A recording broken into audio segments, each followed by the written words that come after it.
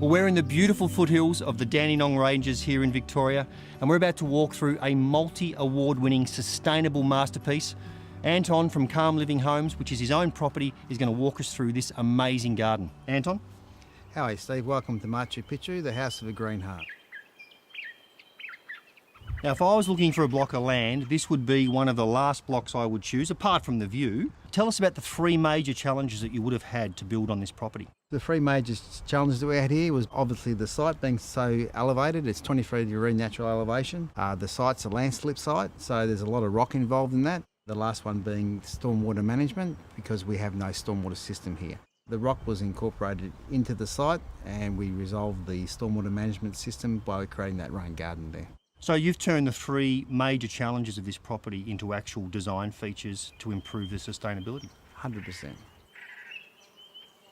My main intention of the design was always to soften the house to the site and using the garden to actually blend into the site, and then the house to actually blend into the garden so that it all become one with nature. I didn't want it to be, because it's such a big imposing house, I didn't want it to be imposing. I wanted it to look natural. The steps that lead you up to the front door from down here look absolutely impressive. They're built on part of the natural rock formation? Yeah, that's correct, Steve. Yeah. So basically, under the ground here, there's this all solid rock, which is called the pyroclastic flow of the old volcano, and it's extremely solid. So it's hard to break this stuff up. So what we've done is we've used that. That's why the stairs actually wrap around the actual pyroclastic flow, and we've used the smaller pieces and we've cemented that in so we can use it as a stair and not waste the rock. How many stairs are there? It's 80 stairs from the bottom to the top. All right, well, let's take a big deep breath and let's head up, and can you show me around the garden? Be a pleasure. Let's go. Thank you.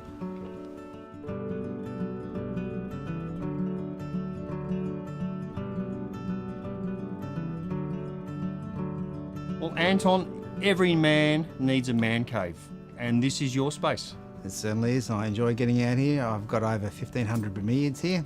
Different types of hybrids and stuff, and so yeah, it's been here just over 12 months, so it's still establishing, but it's well on its way. And this is a fully self-contained microclimate. That's right, yeah, it works on thermal mass, so basically this is 1,800 mil deep of water, and the rock's thermal mass as well, so it maintains a constant temperature. These are all rare, kind of like collector's pieces, so there is not very much common stuff in here. It's actually all rare stuff, so it's like good wine.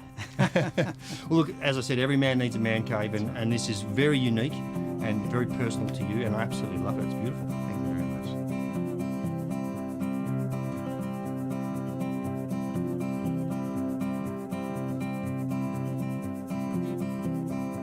much. Well, Anton, with my job, I'm very lucky, and I've been in and around some amazing homes and gardens, but this is a first. I'm actually on your home and surrounded by garden. Yeah, no, it's a pretty spectacular view up here, as you can see. This is why I actually built it. It was all about this view. And I love my gardening, so why not incorporate the whole lot? And this is a key point to that sustainability. 100%. It's all about indigenous species, so that blends into the natural bush, as I said. We've got a little bit of a show feature here with the pig face, but the main thing is about energy management, because we actually keep the house very stable in temperature, because you've got up to R45 roof R value with the roof covering.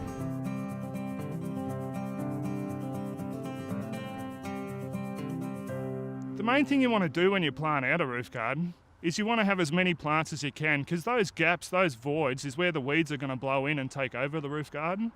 So we try to get as much root mass taking up as much of the water when it does land on here, and it's also about reducing the nutrient load in that water.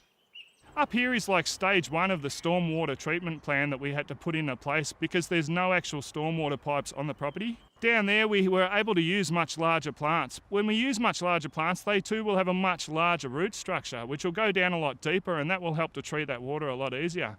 So when we're talking about treating it, we're talking about taking out the nitrogen, the phosphorus, and also just catching any sediment, because all the stormwater runs into our creeks and takes all that nutrient load with it. So if we can clean the water before it winds up getting there, we're doing possibly one of the nicest things we can for our environment. All the plants that we've used on this block are native to Australia. There's a lot of plants that we use that are actually indigenous to the area, and if we didn't use indigenous plants, then when we used the other native plants, we made sure that we didn't use ones that were going to cross-pollinate and contaminate the genetic properties of the local native plants or the local indigenous plants. Some of my favourite plants are the Spiridium parvifolium, which is a dusty miller it's called, that's its common name. It's not really brilliant and bright and in your face, but when it does come into flower, it's just absolutely beautiful. Inside, one of the striking features is that beautiful vertical garden on the staircase, and sort of walk through a bit of a forest at the start of the staircase. It's a great feature. Thank you. Yeah, no, I'm a bit of a plant nut, as you've well seen, and so I enjoy looking at my plants there, and it gives a nice feel in the home. And as I said, it helps with the oxygen as well. All this sustainability, does that save you good money long term? Yeah, there's definitely a buyback plan. This has probably pushed that limit because a lot of this technology is new, so therefore in its infancy it's more expensive, but if we can get people to do more of this, it'll bring the cost right down. So definitely the long-term payback is definitely there, and you get to keep the house past the 30-40 years that they're building houses today for. And is that Calm Living sort of building philosophy with their business model? Is it all about sustainability? 110%. It's all about building houses that are livable and basically that are got good energy management in them, and are going to stand there for a long test of time. So we're all about trying to prolong the house's life and make it a more livable home. Well, Anton, this is one of the best examples of a sustainable garden I've seen, and you're using the garden in so many different ways to minimise the footprint of this house on the earth. So I congratulate you. Thank you very much, Steve. You guys do it better than most, and I think it's absolutely amazing. Thank you very much. Hope you enjoyed it.